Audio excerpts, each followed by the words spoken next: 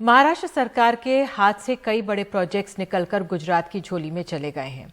इनमें 1.5 लाख करोड़ का फॉक्सकॉन वेदांता और 22,000 करोड़ का टाटा एयरबस प्रोजेक्ट प्रमुख है। इसे लेकर महाराष्ट्र में सियासत तेज है। विपक्ष इसे लेकर एकनाथ शिंदे सरकार पर कई आरोप लगा रहा है। इस बीच वो खत भी सामने आया है जिससे पता चलता है कि टाटा सन्स के चेयरमैन और केंद्रीय मंत्री नितिन गडकरी के बीच महाराष्ट्र में निवेश को लेकर बातचीत हुई थी। गुजरात के वडोदरा में टाटा एयरबस प्रोजेक्ट की आधारशिला रख दी गई।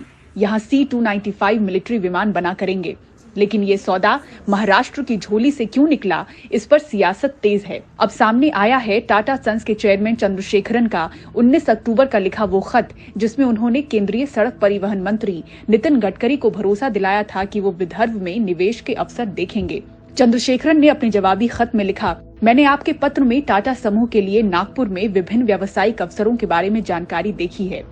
मैंने उन क्षेत्रों में SEZ और गैर SEZ दोनों भूमि की उपलब्धता पर भी ध्यान दिया है, जो सड़क, रेल और वायु मार्ग से अच्छी तरह से जुड़े हुए हैं। हमारी टीम निश्चित रूप से विदर्भ आर्थिक विकास परिषद के सदस्यों के संपर्क में रहेगी, क्योंकि हम पूरे समूह में निवेश के नए अवसरों का मूल्यांकन कर रहे हैं। मैं आपसे मिलने को तत्पर हूँ। 7 अक्टूबर को बुनियादी ढांचे, भूमि की उपलब्धता और कनेक्टिविटी जैसे ताकत का हवाला देते हुए केंद्रीय मंत्री नितिन गडकरी ने एक पत्र लिखा था और नागपुर और उसके आसपास टाटा समूह से निवेश की मांग की थी। लेकिन टाटा का ये महत्वाकांक्षी प्रोजेक्ट गुजरात चला गया। सामना ने अपने संपादकीय में लिखा कि गुजरात के कंधे पर बंदूक रखकर महाराष्ट्र पर हमले किए जा रहे हैं। उधर राज्य की शिंदे सरकार ने अब बड़ी औद्योगिक परियोजनाओं को लेकर श्वेत पत्र जारी करने का फैसला किया है। वेदांता फॉक्सकॉन असेल, एयरबस असेल, सैफरन असेल। वेदांत, फॉक्सकॉन, एयरबेस जैसे अन्य उद्योग की असली जानकारी महाराष्ट्र के सामने लाने के लिए हम अगले 1 महीने में सारी परियोजनाओं के लिए श्वेत पत्र लाने वाले हैं।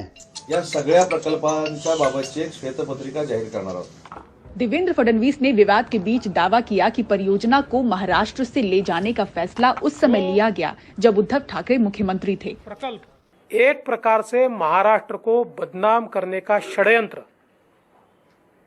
महाविकास आघाड़ी के लोग कर रहे हैं। कुछ फेक नैरेटिव्स तैयार किए जा रहे हैं। फॉक्सकॉन का हो या एयरबस का हो, मैं इस बारे में सारे कागजात लेकर यहां पर आया हूं कि ये कब गए हैं। पेपर की न्यूज लाया हूं। जो प्रकल्प मार्च 21 में ही गुजरात चला गया, जिस समय महाराष्ट्र में उद्धव ठाकरे जी की MVA की सरकार थी, 2 साल में महाराष्ट्र को नंबर 1 इन्वेस्टमेंट डेस्टिनेशन हम फिर बनाएंगे। आज भी महाराष्ट्र आगे ही है।